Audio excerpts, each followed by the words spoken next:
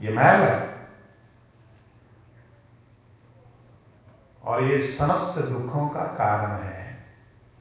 ध्यान रखना, इलाज जहां आप ढूंढते हैं वहां इसकी मेडिसिन नहीं है, इलाज वहां नहीं है। ध्यान रखना, आप चीनी खरीदने के लिए पेट्रोल पंप पे चले जाओगे,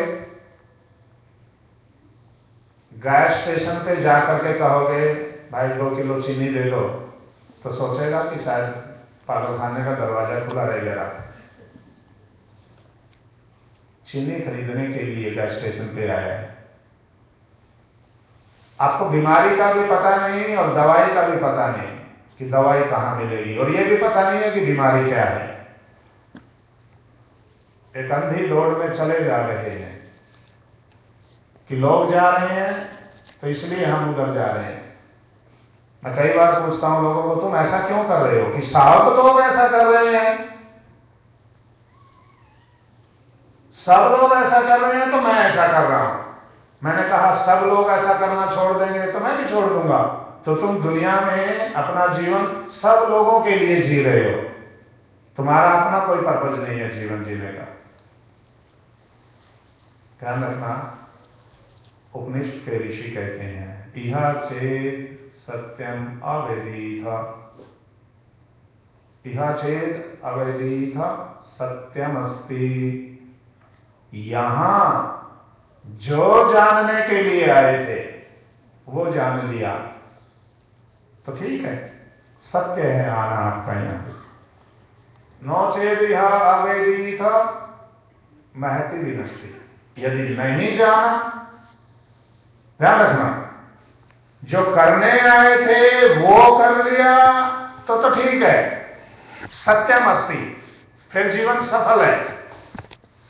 और जो वो नहीं किया तो महति विनष्टि, एब्सोल्यूट डिस्ट्रक्शन, ग्रेट डिजास्टर, महाविनाश। महाविनाश किसको कहते हैं? विनाश कहते हैं कोई चीज बनाई थी, खत्म हो गई, दोबारा फिर बना सकते हैं। मकान बनाया था, थंडर आया, वर्षा आई, भूकंप आया, गिर गया, पर हम दोबारा बना सकते हैं, इसको विनाश बोलते हैं। महाविनाश उसको बोलते हैं जहां उस काम को करने का दोबारा अवसर ही ना मिले, महाविनाश उसका नाम है। ऋषि कहते हैं उपनिषद के महति विनष्टि, महति विनष्टि उसको कहते हैं जिसको करने का दोबारा अवसर ही ना मिले, खाने का दोबारा अवसर मिलेगा, अनेकों योनियों में मिलेगा। गधा, कुत्ता, सुअर, गंदी नाली का कीड़ा, सब जगह खाने का अवसर मिलेगा, सोने का अवसर मिलेगा, सब योनियों में मिलेगा, पीने का अवसर मिलेगा, बच्चे पैदा करने का अवसर भी मिलेगा, अपने से ताकतवर से डरने का मौका भी मिलेगा और अपने से कमजोर को डराने का मौका भी मिलेगा। ध्यान रखना, पर समाधि की तरफ जाने का मौका किसी योनि में नहीं मिलेगा। मोक्ष प्राप्ति के पथ पर अग्रसर होने का मौका किसी भी योनि में नहीं मिलेगा। बाकी तो सब योनियों में मिलेगा, सारा आहार, निद्रा, भयमथुनम, सारी चीजें सब जगह उपलब्ध हैं। बल्कि आदमी की योनि से ज्यादा उपलब्ध है। आदमी तो इतना खा भी नहीं सकता जितना हाथी खा लेता है। आदमी तो इतना वासनाओं की पूर्ति कर भी नहीं सकता जितना दूसरे प्राणी कर लेते हैं। आदमी नहीं कर सकता। आदमी को तो एक रोटी खाए तो एक रोटी खाने के पहले 3 गोलियां चाहिए। पूछे ये गोली क्यों खा रहे हो? भूख लगाने के लिए। फिर एक रोटी खाने के बाद में 3 गोलियां फिर चाहिए। ये क्यों खा रहे हो? ये जो खाया है इसको पचाने के लिए। भैंस को कोई गोली नहीं चाहिए।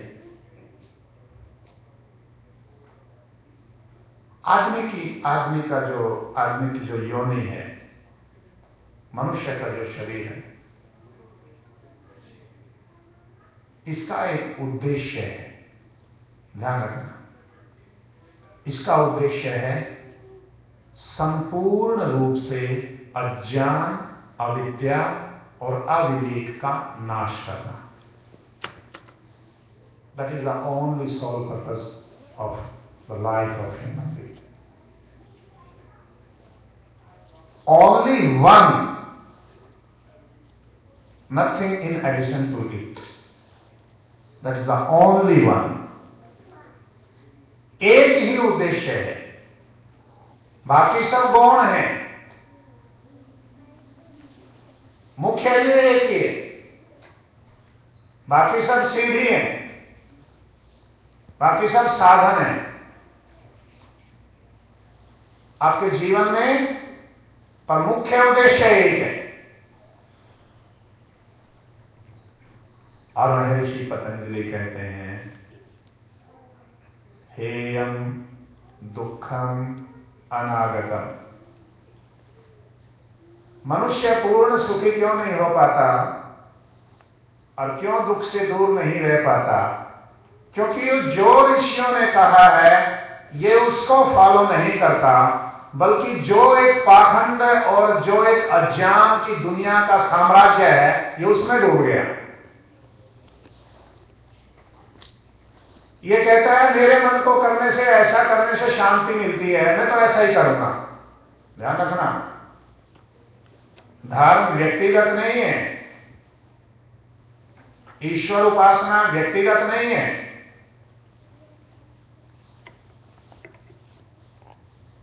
उसका कोई व्यक्तिगत तरीका नहीं है। व्यक्तिगत तरीका होता तो महर्षि पतंजलि ईश्वर प्रणिधानाद्वाना कहते। फिर कहते हैं कि जैसा तुम्हारा मन है वैसा कर लो, कोई बात नहीं।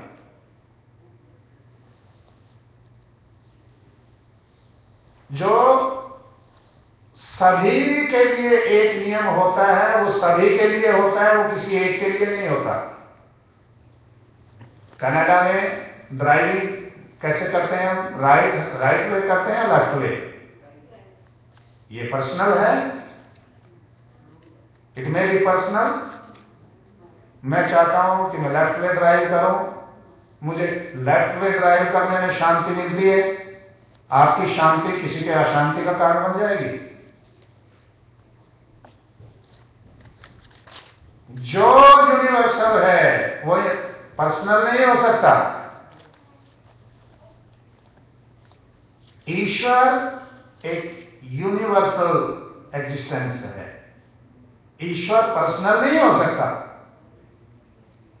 पर्सनल होता तो ऋषि, हर ऋषि का एक अलग ईश्वर होता। उपासना यदि पर्सनल होती तो हर ऋषि का एक अलग ढंग होता कहने का। हर ऋषि अपने ढंग से कोई उपासना पद्धति सिखाता। मुझे कई बार लोग कहते हैं हम तो ज्ञान मार्ग के अनुयायी हैं, ज्ञान योग है हमारा। तो एक कहता है मैं कर्म योग करता हूं, एक कहता है मैं भक्ति योग करता हूं। मैंने कहा ये तीनों अलग है क्या? कि हां। मैंने कहा तीनों अलग नहीं है, तीनों मिलकर के एक बनता है। ज्ञान, कर्म, उपासना, ये तीन चीज मिलके एक चीज बनती है। ज्ञान का अर्थ है क्या करना है उसका पहले पता होना। आप घर पे चलने से पहले आप लोगों को पता होता है कि आप मंदिर जा रहे हो, या घर से चलने के बाद में पता होता है कि आप लोग मंदिर जाएंगे? चलने से पहले आपको अपनी मंजिल के बारे में पता होता है, ये ज्ञान है। आप चलते हो, ये कर्म है। आप पहुंचते हो, ये उपासना है। आप जानते हैं क्या करना है, ये ज्ञान है। वैसा ही आप करते हैं, ये कर्म है। और आप जहां पहुंचते हैं वो उपासना है, वो डेस्टिनेशन है, वो मंजिल है। इसलिए वेद को हम वेदत्रयी से बोलते हैं। ऋग्वेद ज्ञान के लिए, यजुर्वेद उसको इंप्लीमेंट करने के लिए, सामवेद प्राप्ति के लिए। ज्ञान, कर्म, उपासना ये एक सीक्वेंस है। जैसा जैसा आपका ज्ञान होगा वैसे ही आप कर्म करोगे। ध्यान रखना, यदि ज्ञान अपवित्र है, अशुद्ध है, तो आप शुद्ध कर्म नहीं कर सकते। और जैसे आपके कर्म होंगे वैसे ही आपकी उपासना होगी। लोग कई बार, उपासना का अर्थ है, उपनिषदों में जो उपासना का मीनिंग है, उपासना का जो अर्थ है, हर रोज जो हम करते हैं ये ईश्वर उपासना नहीं है।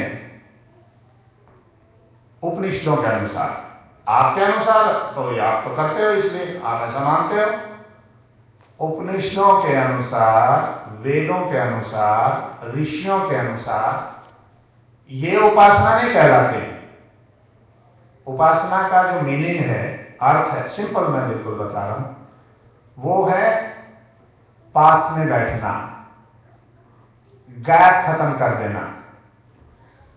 वो है गैप को बिल्कुल खत्म कर देना, फासला मिटा देना। आप में और मंदिर में कोई फासला है? ये उपासना है। आप मंदिर में हैं, पर घर पर जब थे तब आप मंदिर में, तब आप मंदिर में थे, तब आप घर में थे। यह घर आप में था, आप घर में थे। उपासना का अर्थ है गैप खत्म कर देना। तो जब हम परमेश्वर की उपासना करते हैं तो क्या परमेश्वर में और हमारे में कोई फासला है? कोई फासला है? गैप है हमारे में और भगवान में कोई है? कोई गैप नहीं है। तो फिर हमें वो मिलता क्यों नहीं? जो चीज में और में उसमें कोई गैप नहीं है, तो फिर जब आंख बंद करते हैं तो वो दिखता क्यों नहीं? आंख खोलते हैं तो वो दिखता क्यों नहीं? जब हम उसे पुकारते हैं तो हमारा हाथ क्यों नहीं पकड़ता है जब गैप ही नहीं है? आपके पतिदेव या आपके धर्म पत्नी या आपके बेटे या आपका परिवार आपके साथ है, जब पुकारते हो आता है नहीं? कोई कमरे में अंदर बैठा है और आपके पतिदेव अंदर कमरे में हैं, आपने बाहर से आवाज लगाई, अजी सुनो, अंदर से कोई रिस्पॉन्स आता है या नहीं आता? सुनो जी, मैं आख्या तुम सुनाओगे, तुम सुनता है कुछ? वैसे तो उस एज में जाके किसी को कुछ सुनाता है ही कदे भी है। वो कहते की कहते हो? मैंने कहा तुम पता नहीं लगे? कहते 80 साल हो गए आज तक नहीं पता लगे की कहती है, तो आज की पता लगना ही था। पर जब आप आवाज देते हो और वो वहां होता है, कोई रिस्पॉन्स आता है? हैं? आता है या नहीं? यस और नो? और जब आप भगवान को आवाज देते हो कोई रिस्पॉन्स आता है? नहीं आता है। क्या मतलब हुआ? या तो भगवान है नहीं या आपको आवाज देनी नहीं आई। तो सीखो ना, क्या कर रहे हो इतने दिन से? आवाज देनी नहीं आई तो आवाज लगानी सीखो। मैं एक दिन भजन सुन रहा था, कोई गा रहा था मंदिर में झूम झूम के, हम राजी हैं उसी में जिसमें तेरी। मैंने कहा उसकी रजा क्या है ये पता लगाया पहले। राजी होने से पहले तूने ये कोशिश की जानने की कि उसकी रजा क्या है? कभी की है? राजी होने से पहले हमने कभी ये जानने का प्रयास किया कि उसकी रजा क्या है? नहीं ना। तो कहते नहीं स्वामी जी गलती होगी, ऐसे नहीं गाना चाहिए। मैंने कहा तो गलती सुधार के गा के बताओ। तो उसने फिर गलती सुधारी और फिर गा के बताया मुझे, क्या? जिसमें हम राजी हैं वही तेरी रजा है।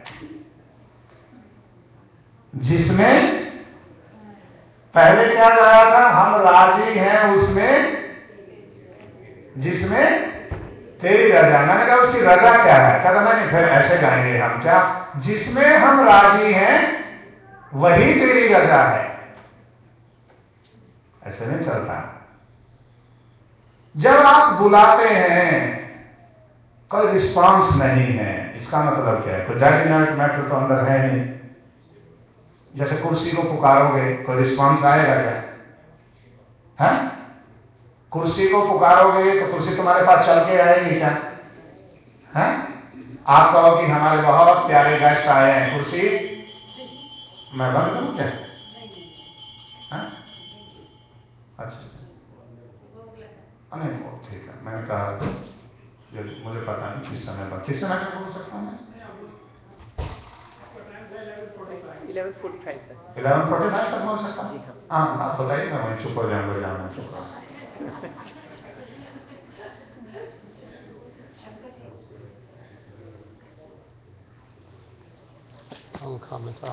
तो उपासना का अर्थ है गैप खत्म कर देना। तो ध्यान रखिए, आपके बिजली के तार पे आपके घर के सामने से बिजली का तार गया हुआ है और आपने उस बिजली के तार से अपने घर के अंदर लाइट लगाने के लिए, प्रकाश करने के लिए या इलेक्ट्रिक करंट लेने के लिए आपने उस तार के साथ अपने घर का तार जोड़ दिया। फिर भी आपके घर में बिजली नहीं आएगी, तो इसका क्या कारण है? या तो तार में बिजली नहीं है, जिस तार से आपने अपना तार जोड़ा है, या तो उसमें करंट नहीं है, या आपका तार कहीं टूटा हुआ है। पर आपका तार भी ठीक है, आपकी वायर भी ठीक है, बाहर बिजली की वायर में भी करंट है, फिर भी अंदर घर में करंट नहीं आ रहा। इसका क्या कारण है फिर? इसका एक और कारण है कि आपने जो तार उस तार से जोड़ा है, आपके तार पे कहीं जंग लगा हुआ है। आपके तार पे कहीं जंग है, और unless this rust is removed, जब तक ये जंग नहीं हटाया जाता तब तक घर में बिजली आ जाएगी। हैं?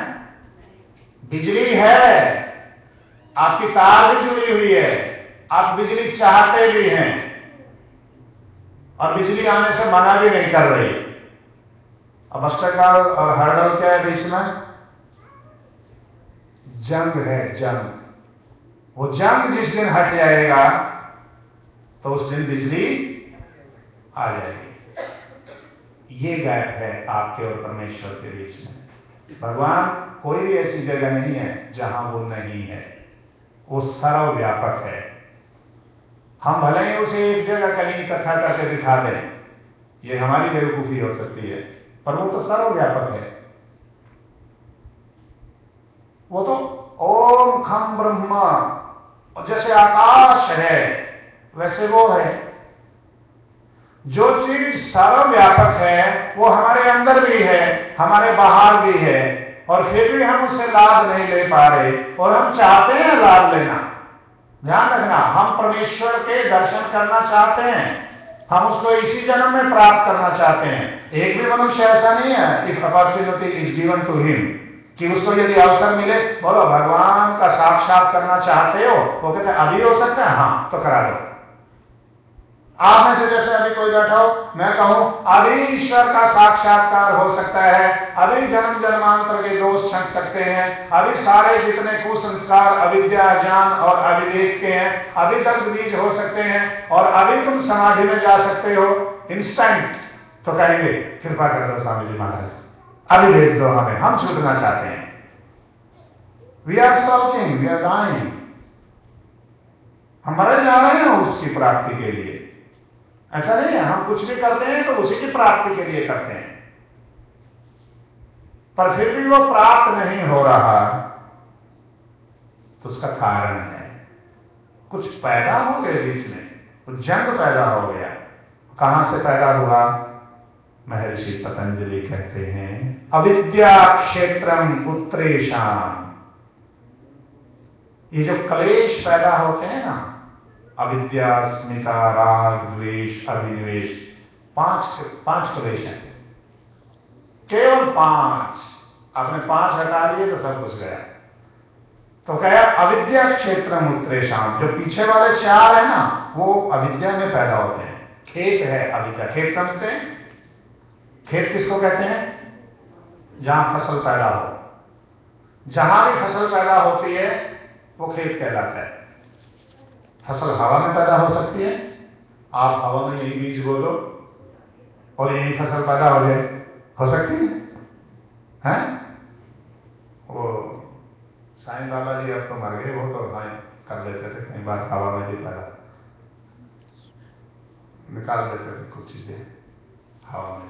पर ऋषि कहते हैं खेत में फसल पैदा होती है, सुख की भी और दुख की भी, दोनों के लिए खेत है। ध्यान रखना, खरपतवार कहां पैदा होती है? खेत में। खरपतवार जानते हो ना? घास है, घास जिसके लिए पेस्टिसाइड यूज करते हैं इसको मारने के लिए, वो कहां पैदा होती है? खेत में। और फसल कहां पैदा होती है? वो भी खेत में। तो सुख की फसल कहां पैदा होती है? खेत में। और दुख की फसल कहां पैदा होती है? खेत में। तो ऋषि कहते हैं अविद्या क्षेत्रम उत्तरेषाम, अविद्या है दुख की फसल के लिए खेत। अविद्या अज्ञान, अविवेक, और विद्या है सुख की फसल के लिए खेत। अज्ञान में, अविवेक में, अविद्या में दुख है, ज्ञान में, विद्या में, विवेक में सुख है। आप गाड़ी चलाना नहीं जानते, आपके पास में गाड़ी $1,00,000 की है, गाड़ी चलाना नहीं जानते, फिर भी चलाना शुरू कर दिया, सुख देगी या दुख? $1,00,000 की गाड़ी है, सस्ती नहीं है, और आप भी कोई प्राइम मिनिस्टर से कम नहीं हो अपने घर के, तो सुख देगी या दुख देगी? है? दुख देगी, क्योंकि अविद्या, अज्ञान। और आपकी एक $5,000 $6,000 की सेकेंड हैंड गाड़ी आप ले आए, कोई $10,000 की ले आए, और आप गाड़ी चलाने में बहुत एक्सपर्ट हो, सुख देगी या दुख? तो सुख और दुख का कारण कार है या आपका अज्ञान और ज्ञान है? That's it। इसलिए श्री कृष्ण जी महाराज ने गीता में कहा तो था, और आपने मानी नहीं। आपकी प्रॉब्लम क्या है? आप श्री कृष्ण जी को तो मानते हैं, पर उसकी बात को नहीं मानते, उसकी बात को बिल्कुल नहीं मानते। जैसा वो कहता है वैसा बिल्कुल होना नहीं चाहते, और जैसा वो कहता नहीं है वैसा होने के लिए 24 घंटे तैयार रहते हैं। वो कहते हैं न ही ज्ञानेन सदृश किंचित पवित्र विद्यते। ज्ञान के बराबर पवित्र चीज दुनिया में कोई है ही नहीं है, क्योंकि ज्ञान कर्म का आधार है, बेस है, फाउंडेशन है। आप जैसा आपका ज्ञान होता है वैसा आपका कर्म होता है। आप घर से चले थे, आपका ये ज्ञान था कि मंदिर है, मंदिर में प्रवचन होगा, स्वामी जी का संगीत सुनेंगे, ये ज्ञान था। मंदिर आज लगा हुआ है, ये आपका ज्ञान था। इस ज्ञान ने आपको घर से लेकर के यहां तक चलने का कर्म करवाया। बीच में आपको यदि फोन चला जाता, फोन कॉल चली जाती, नहीं आज मंदिर बंद है, स्वामी जी भी नहीं आ रहे, और स्वामी सत्य प्रकाश जी के भी भजन नहीं हो रहे, न स्वामी संपूर्णानंद का प्रवचन होगा, मंदिर भी नहीं लगेगा, तो क्या करता आदमी? घर वापस चला जाता। ये ज्ञान था, पहला ज्ञान था, घर से इधर चल पड़े।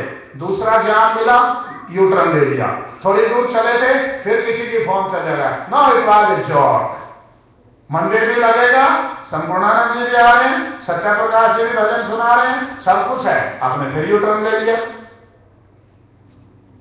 ज्ञान ने आपको कितनी बार बदली आपकी दशा? 3 बार आपकी दिशा बदल दी, घर से मंदिर, मंदिर से घर, घर से फिर मंदिर। ये ज्ञान है। तो as your knowledge is, so is your action, as your action is, so is your destination. But we don't want to change our knowledge, always we want to change our destination, but it is impossible without changing the knowledge. Unless knowledge is changed, you can't change your destination. तो अविद्या क्षेत्र है, खेत है दुख का, और विद्या क्षेत्र है, खेत है सुख का। तो मैं जो अंतिम वाक्य, फिर वो पहला वाक्य, उसको अंत में ले आता हूं। जो आप होना चाहते हो वो आप नहीं हो पा रहे हो, और जो आप नहीं होना चाहते वो आप हुए जा रहे हो। वो आप सुखी होना चाहते हो पर नहीं हो पा रहे हो, क्योंकि आपने अपना अंतःकरण अविद्या के लिए खेत बना लिया। हमारा जो अंतःकरण है वो अविद्या के लिए खेत बन गए, तो सुख नहीं पैदा हो सकता। जिस दिन विद्या का खेत बन जाएगा उसी दिन सुख उत्पन्न होने लग जाएंगे। समय हो गया, बाकी सभी तो बहुत शुभाशीर्वाद। बहुत परमेश्वर की कृपा आप लोगों पर बनी रहे, और वास्तविक उपासना